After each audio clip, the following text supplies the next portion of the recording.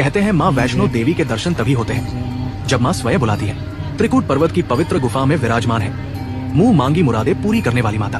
माँ की कथा अत्यंत प्राचीन है। रामायण काल में श्री राम ने उन्हें यहाँ तप करने का आदेश दिया। महाभारत युद्ध से पहले अर्जुन ने माता की साधना की। कहा जाता है पांडवों ने ही यहाँ प्रथम मंदिर बनवाया। पर सबसे प्रसिद्ध कथा है श्रीधर ब्राह्मण की। हसाली गांव का निर्धन श्रीधर माता का प्रबल भक्त था। एक रात स्वप्न में कन्या रूपिणी वैष्णवी ने भंडारा रखने का आदेश दिया। गरीबी के बावजूद उसने गांव गांव निमंत्रण दिया।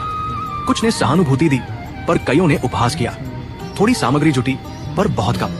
भंडारे के दिन जैसे जैसे भीड़ बढ़ती गई उसकी झोपड़ी छोटी पड़ गई। पर आश्चर्य, सबको जगह भी मिली और स्थान खाली भी बचा। श्रीधर व्याकुल था कि भोजन कैसे होगा। तभी कुटिया से वही कन्या प्रकट हुई, स्वयं माता वैष्णो देवी। उनकी कृपा से हर अतिथि को मनचाहा भोजन मिला। पूरा गांव तृप्त हुआ और श्रीधर की आंखें भर आई। इसी समय भैरवनाथ भी पहुंचे और वैष्णवी के तेज से मोहित होकर उनका पीछा करने लगे। माता त्रिकूट पर्वत की गुफाओं में पहुंची और अंततः दुर्गा रूप धारण कर उनका वध किया।